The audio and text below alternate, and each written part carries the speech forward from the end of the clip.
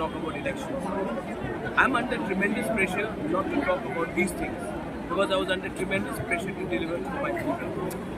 I have not occupied any big political post in government or for the matter in the assembly or ever in the parliament. I'm not interested in that. Right now I'm more interested in delivering what I have promised to my people.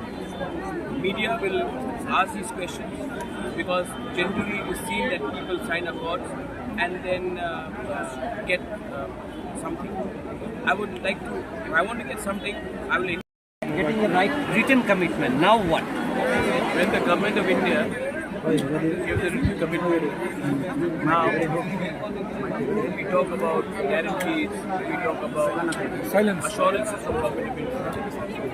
It is also incumbent on us to actually get the right people, the competent people, to be a part of this committee where we give our own point of view, laws, language, our land, our political aspirations, our economic reality, and ensure that the government of India gives us a solution which will actually help improve the lives of the indigenous tribals of the world.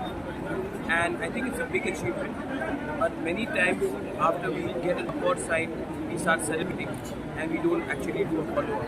I'm more intent in following this up and ensuring that even if we can get 70 to 80% of what they have assured us, I think the life of our people is significant. Believe me, if the life of 30% of the population improves in Tripura, it also benefits the other 70% because the scales of economy, the scales of equality